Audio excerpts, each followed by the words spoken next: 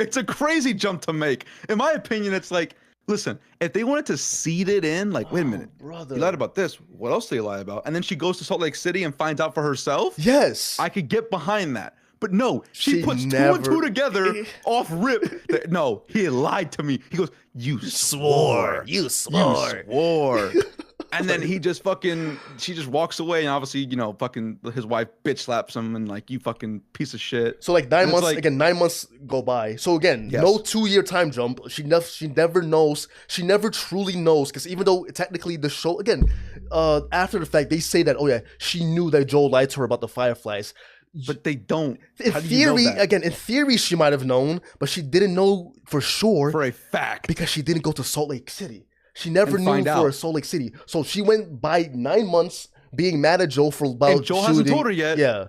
Nothing yet. Gets that scene. Never gets that scene. Oh my God, bro. So we see Joel's perspective of the dance. The dance, yeah. It's pretty much just him talking with Tommy, chilling with Marlene and talking with Tommy. And then Seth calls and says, Seth calls him a dyke. Yeah. And then we get to see Joel's perspective of, him shoving him, whatever. And we go back to that scene where she walks by him and he's on the porch with the guitar.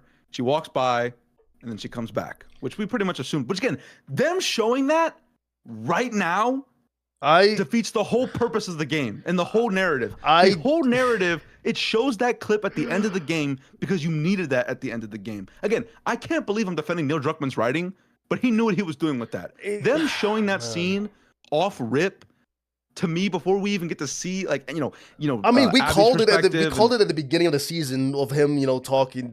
We saw the trailer of her walking back, but we assumed that it was going to be the very end because, again, like you said, that is the key, one of the most key pivotal moments of The Last of Us. It's one of the literally last 2 or 3 scenes you see of the entire game, and we see it in this season, which is technically we're not even halfway through the game yet, and not only do we get this conversation, but we get him confessing. We get him confessing to Ellie that he killed the Fireflies right then and there as well.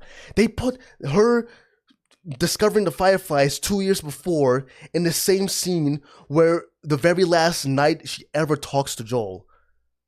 Combining those 2 scenes together, I feel like it defeats the entire purpose of the entire 2-year gap. It completely disregards the heavy and how much of a great step or leap forward it was for both of them after 2 years of that tension and that hatred she had for him, that she was finally able to try to let go of that after 2 years. But now it was, oh, I killed the Fireflies. I'm sorry. I don't know if I can forgive you, but I can try. All right, later, Dad.